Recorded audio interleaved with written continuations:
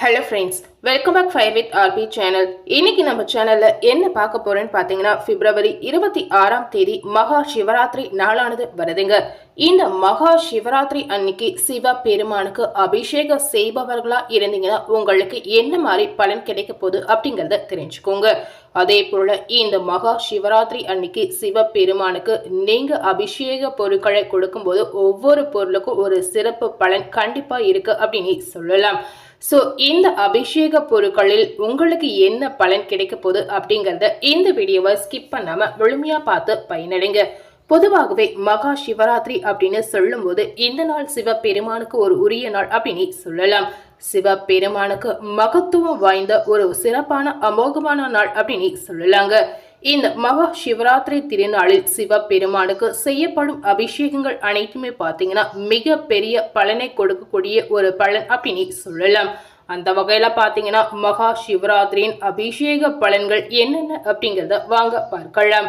சிவபெருமானின் அருளை வேண்டி வழிபாடு செய்யக்கூடிய மிக முக்கிய நாளாக இந்த மகா சிவராத்திரி திருநாள் விளங்கி வருகிறதா சொல்லலாம்.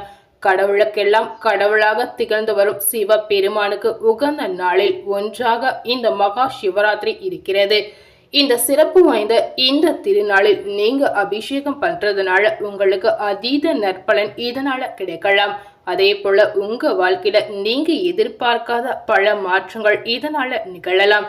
ஸோ இந்த மகா சிவராத்திரி அன்னைக்கு சிவபெருமானுக்கு உங்களால முடிந்தா என்ன அபிஷேக பொருட்களை வாங்கி கொடுக்க முடியுமோ அந்த பொருட்களை நீங்க கண்டிப்பா வாங்கி கொடுக்கலாம்.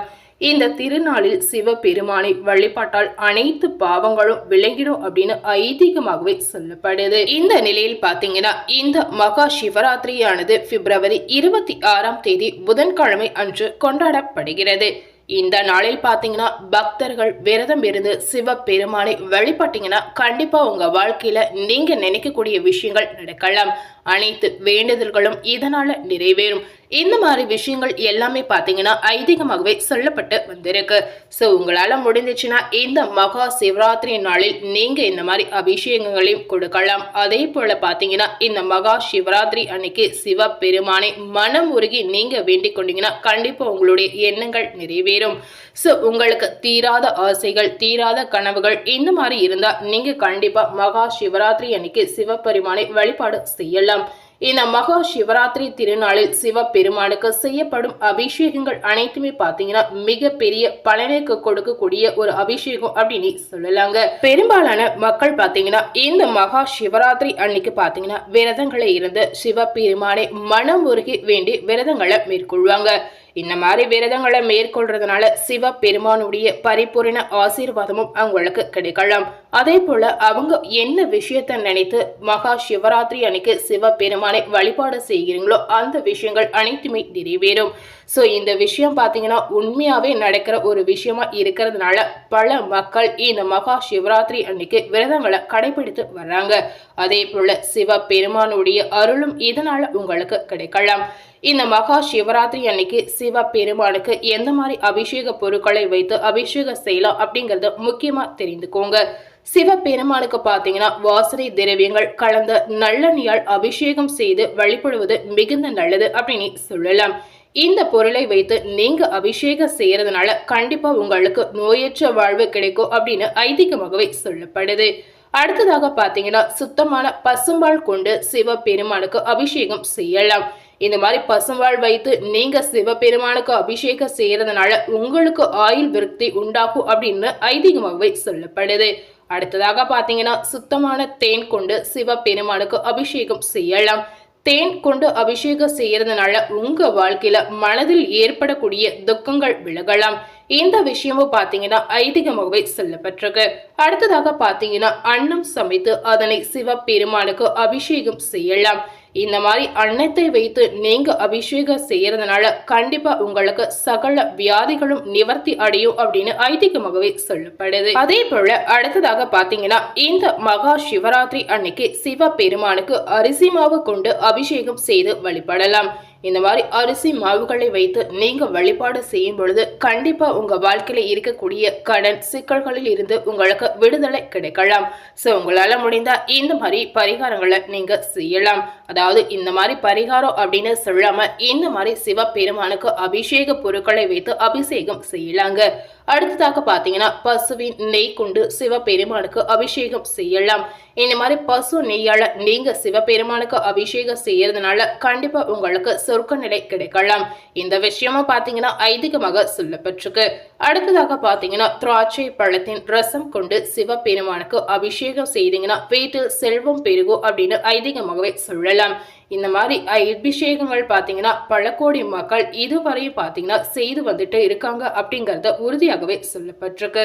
இந்த விஷயத்த நம்புறதுனால மட்டுமே தான் மக்கள் இந்த விஷயத்த தொடர்ந்து செய்து வராங்க அப்படின்னு சொல்லலாம். அடுத்ததாக பாத்தீங்கன்னா மஞ்சள் தூள் கொண்டு சிவபெருமானுக்கு அபிஷேகம் செய்யலாம். இந்த மாதிரி நீங்க மஞ்சள் வைத்து அபிஷேகம் செய்யறதுனால அரசன் போல் வாழ்க்கை உங்களுக்கு கிடைக்கலாம் அப்படின்னு ஐதீகமாக சொல்லலாம். அதே போல அடுத்ததாக பாத்தீங்கன்னா கரும்பு சார் கொண்டு சிவபெருமானுக்கு அபிஷேகம் செய்தீங்கன்னா கண்டிப்பா உங்களுடைய உடல் ஆரோக்கியத்தில் முன்னேற்றம் உண்டாகலாம். உங்களுக்கு தீராத நோய் இருந்தா கூட இந்த மாதிரி நீங்க அபிஷேகங்களை சிவபெருமானுக்கு செய்யறதுனால கண்டிப்பா அந்த நோய் கூட விலகி சென்றிடும் அப்படின்னு முழு நம்பிக்கையாகவே சொல்லலாம். அதே போல அடுத்ததாக பாத்தீங்கன்னா தயிர் ஊற்றி சிவபெருமானுக்கு அபிஷேகம் செய்து வழிபட்டீங்கன்னா செல்வ செழிப்பு கண்டிப்பா உங்க வாழ்க்கையில அதிகரிக்கும் அப்படின்னு சொல்லலாம். இந்த மாதிரி பொருட்களை வைத்து மகா சிவராத்திரி அன்னைக்கு நீங்களும் அபிஷேகம் செய்தீங்கன்னா கண்டிப்பா நீங்க நினைத்த விஷயங்கள் உடனடியா நடப்பதற்கான ஒரு வாய்ப்பு இருக்கு அப்படின்னு சொல்லலாம். இந்த மாதிரி அபிஷேகங்களை சிவபெருமானுக்கு நீங்க செய்யும் பொழுது உங்க வாழ்க்கையில பல மாற்றங்கள் கண்டிப்பா நிகழும். இந்த மாற்றங்களை அனைத்துமே பாத்தீங்கன்னா நீங்களே கண்கூடா பார்க்கலாம்.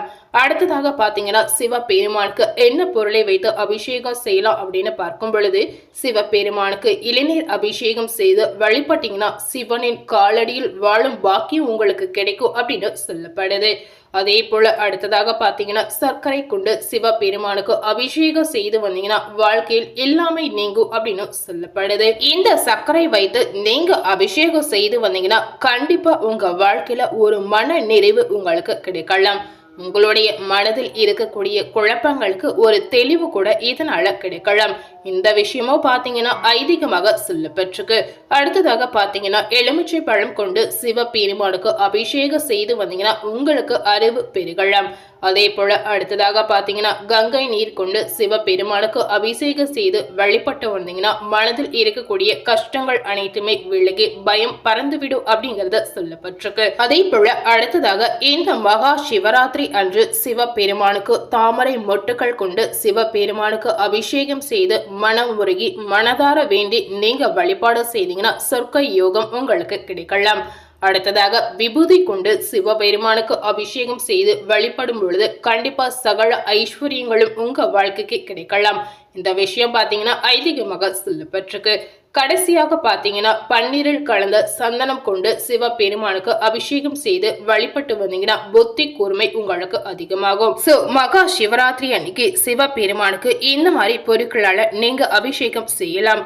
அதே போல அபிஷேக முறை அப்படின்னு ஒண்ணு இருக்கு. அது என்னங்கிறத வாங்க பார்க்கலாம். நெய் அபிஷேகம் செய்த பிறகு ஆரிய வெந்நீர் கொண்டு சிவபெருமானுக்கு அபிஷேகம் செய்து வழிபடலாம். ஒவ்வொரு அபிஷேகமும் செய்த பிறகு சுத்தமான நீரால் அபிஷேகம் செய்துவிட்டு அடுத்த அபிஷேகத்தை தொடங்க வேண்டும். ஒவ்வொரு அபிஷேகத்திற்கும் பல வகையான மலர்கள் கொண்டு சிவபெருமானை பூஜிக்க வேண்டும்.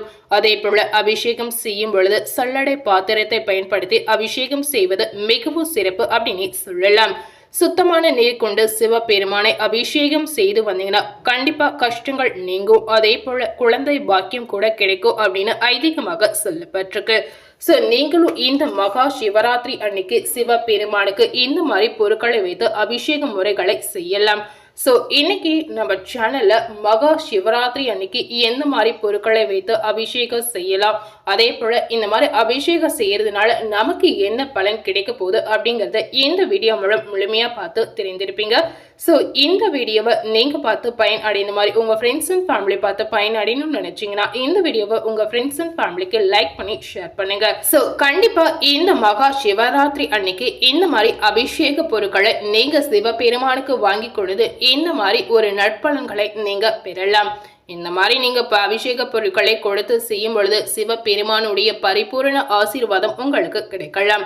இதுவரைக்கும் நம்ம சேனலை சப்ஸ்கிரைப் பண்ணாம இருந்தீங்கன்னா முதல்ல சப்ஸ்கிரைப் பண்ணி பக்கத்துல இருக்கக்கூடிய பெல் பட்டனையும் மறக்காம பிரஸ் பண்ணிடுங்க. நீங்க சப்ஸ்கிரைப் பண்ணா மட்டுமே நம்ம சேனல்ல போடக்கூடிய எல்லா நியூ அப்டேட்டான வீடியோஸும் நீங்க உடனுக்குடன் பார்த்து தெரிந்து கொள்ளலாம். சோ மறக்காம சப்ஸ்கிரைப் பண்ணி பெல் பட்டனை பிரஸ் பண்ணிடுங்க. தேங்க்யூ.